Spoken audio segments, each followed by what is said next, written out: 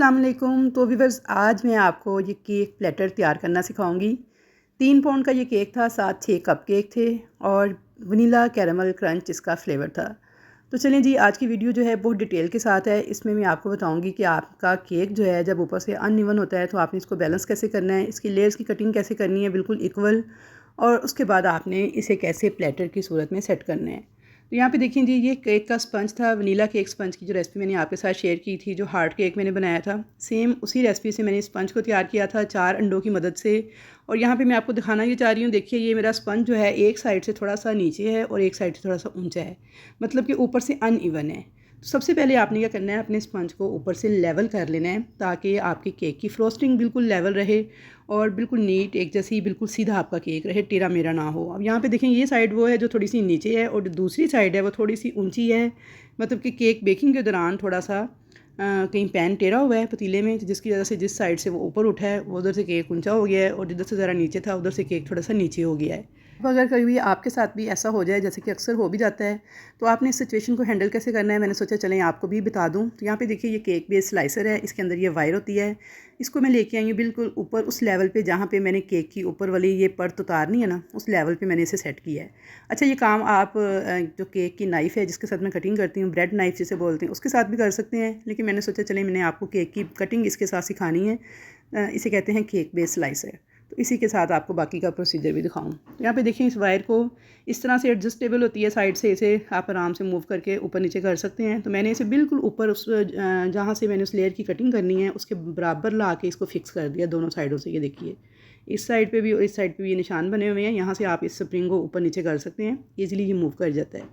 यहाँ पे बिल्कुल इक्वल लाने के बाद अब मैंने देखें इसे इस तरह से चलाया है और आगे से अपने हाथ की सपोर्ट देनी है और इस तरह से आपने ये ऊपर से पतली सी लेयर जो है काट लेनी है। अब यहाँ पे आप देख सकते हैं एक साइड से लेयर थोड़ी मोटी है और एक साइड से बिल्कुल ब्राय नाम सी परत उतरी है। ये देखें, ये मैं आपको दिखा देती हूँ कि देखें एक साइड से प्रॉपर वो लेयर की शक्ल में है, जबकि एक साइड से ये बिल्कुल देखें बिल्कुल हल्का सा जैसे ब्राउन सा बस उसका पार्ट था ना वो ऊपर से उतरा है। ये मैं छुरी के साथ देखें उठाना चाह रही हूँ तो उठाया भी नहीं जा रहा, इतना पतला है स्टार्ट से।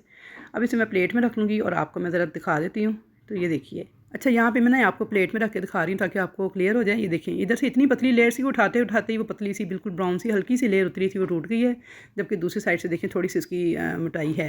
अब देखिए मेरा केक ऊपर से बिल्कुल इक्वल हो गया। ये मैंने आपको नाइफ़ रख के दिखा रही हूँ कि बिल्कुल प्लेन हो गया है। अब ये बिल्कुल इसकी इक्वल लेयर्स कटेंगी, जब हम फ्रोस्टिंग करेंगे तो वो भी बिल्कुल इक्वल होगी और केक हमारा बिल्कुल लेवल इक्वल बैलेंस में रह के फ्रोस्ट होगा। अब यहाँ पे देखिए मैंने 2 निशान लगा लिए हैं क्योंकि टोटल 3 लेयर्स काटनी है मुझे इस केक की और तकरीबन 1.5 इंच की एक लेयर है ये। अब मैं इसी केक बेस स्लाइसर को ही यूज़ करते हुए आपको केक की लेयर्स की कटिंग करना सिखाऊंगी। अच्छा, यहाँ पे देखें, इसका जो स्प्रिंग था पहले मैंने ऊपर किया था, अब मैं इसको पहली लेयर के बराबर ला रही हूँ, जहाँ मैंने निशान लगाया उसके बराबर में इस तार को ले आई हूँ और यहाँ पे देखें, यहाँ पे पहली लेयर की इक्वल आ गया है। तो बस आपने कुछ भी नहीं करना, इस तरह बस आपने आरी की तरह इसे चलाते जाना है आहिस्ता आहिस्ता अंदर की तरफ। देखिए दोनों तरफ इसके दो उन्होंने जो टांगे बनाई हुई हैं ना, जहाँ से देखिए वो दोनों तरफ बिल्कुल लेवल है। यही वजह है कि बिल्कुल इक्वल लेयर कटती है क्योंकि उसका लेवल एक जैसा है।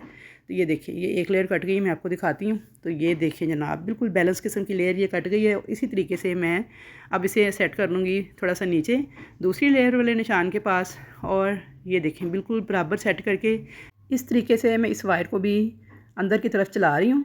बस आपने सेंटर से देखिए उसे पकड़ के रखना है, साइड से उसकी ऑटोमेटिकली वो बैलेंस हो जाता है। और ये देखिए जनाब, इसकी दूसरी लेयर भी कट गई है। 1.5 इंच की ये तीनों लेयर्स थी और बिल्कुल इक्वल कटी हैं। अब आप लोग ये केक बेस स्लाइसर ख़रीद लें जिनकी लेयर्स इक्वल नहीं कटती, तो उनके लिए बड़ा ये यूज़फुल रहता है। अच्छा, जहाँ पे मैंने केक की क्रम कोटिंग कंप्लीट कर ली थी, इन तीनों लेयर्स को मैंने स्टैक किया है। यहाँ पे ना मैं आपको ये क्रैक्स दिखा रही हूँ। देखिए, क्रम कोटिंग करने के बाद मैंने इसे 6 से 7 घंटे फ्रिज में रखा है। तो जब मैंने निकाला है 6 से 7 घंटे के बाद, तो देखिए इसके बाद छोटे छोटे क्रैक्स आ चुके हैं। ये क्यों आए हैं? क्योंकि केक जो है जब इसके अंदर सोकिंग करते हैं हम लोग, इसके अंदर मैंने कैरेमल क्रंच ऐड किया है, कैरेमल सॉस के साथ इसकी फिलिंग की है, तो उस दौरान केक थोड़ा बहुत बैठता है। जब ये बैठता है तो इसके अंदर क्रैक्स आते हैं। तो इस केक की क्रम कोटिंग की वीडियो पता नहीं रिकॉर्ड ही नहीं हुई या डिलीट हो गई है, मुझे समझ ही नहीं आई। जब मैं वीडियो एडिट करने बैठी मैंने देखा तो वीडियो यहाँ से स्टार्ट हो रही थी। मीन के वो पार्ट या तो किसी और वीडियो के साथ था जो डिलीट हो गया है या फिर रिकॉर्ड नहीं हो सका, समझ नहीं मुझे आई। वैसे रिकॉर्ड तो मैंने किया था, लेकिन पता नहीं जब इतने ज़्यादा केक बनते हैं ना तो समझ ही नहीं आती कि किसका पार्ट किसके साथ चला जाता है। खैर, यहाँ तक मैंने क्रम कोटिंग इसकी करके अब मैं इसके पे फाइनल कोटिंग कर रही हूँ, तो आप लोग देखते जाएँ। आज मैं पाइपिंग बैग के बगैर फाइनल कोट करूँगी इसके ऊपर। अच्छा, ये केक जो था मेरे उसी कस्टमर का था जिनका मैंने हार्ट वाला केक बनाया था, हार्ट शेप में विंटेज केक।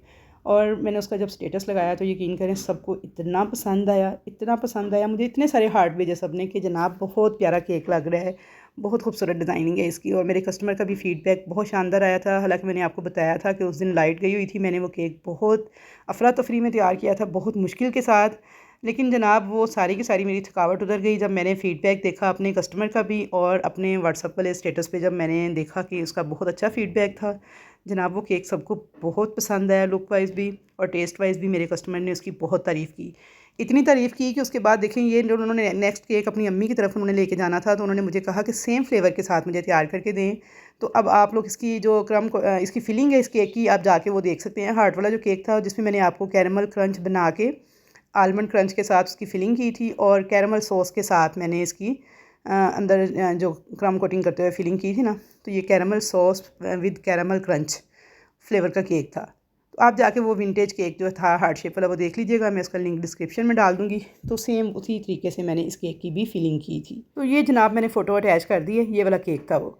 तो ये वीडियो आप वॉच कर लीजिएगा। तो सेम उसी तरीके से मैंने इस केक की फिलिंग की थी। 3 पाउंड्स का ये केक था, 3 लेयर्स के अंदर तैयार किया था मैंने इसे। 7 इंच के पैन में बेक किया था, और इसका पूरा वज़न जो है 3 पाउंड था। 4 अंडों के साथ ही मैंने वनीला केक स्पंज की रेसिपी लगाई थी।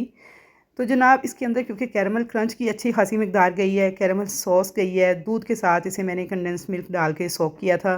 तो इन सारी चीज़ों का वज़न मिला के इस केक का जो टोटल वज़न था वो था 3 पाउंड्स। तो 4 अंडों के साथ मैंने इसे तैयार किया था। तो कैरमल क्रंच जब भी आप किसी चीज़ में डालते हैं, कैरमल सॉस डालते हैं, दूध के साथ जो सोकिंग करते हैं, तो वो केक जो है उसका वज़न ऑटोमेटिकली ज़्यादा हो जाता है। तो अगर मैं ये केक 5 अंडों के साथ तैयार करती तो इसने 4 पाउंड तक चले जाना था। इसलिए मैंने इसे 4 अंडों के साथ तैयार किया है। तो ये पूरा 3 पाउंड का बन के तैयार हुआ था। तो जनाब यहाँ पे देखें जी, केक की मैंने फ़ाइनल जो आइसिंग थी वो कंप्लीट कर ली थी, और इसके सेंटर में मैंने फॉन्डेंट का ये वाला टॉपर लगाया था रमज़ान मुबारक का, और उसके ऊपर अब मैंने ये नोज़ल जो यूज़ किया स्टार नोज़ल, इसके साथ इस तरह से मैं डिज़ाइनिंग कर रही हूँ। अच्छा, ये कलर जो है ना तो पीच था ना पिंक था, इन दोनों के दरमियान में शेड था। तो ये मैंने कैसे तैयार किया था, मैंने वाइट विप क्रीम के अंदर थोड़ा सा मैंने यूज़ किया था रेड कलर, चंद ड्रॉप्स, और साथ में थोड़ा सा मैंने डाला था इसमें ब्राउन कलर। ये 2 कलर मैंने मिक्स किए थे तो मेरे पास ये वाला शेड आ गया था। और अब ये जो मैं 1M नोज़ल के साथ बना रही हूँ, जो साइड आपको सी ग्रीन सा शेड नज़र आ रहा है, ना तो सी ग्रीन था ना स्काई ब्लू था, बस मिक्स सा शेड था।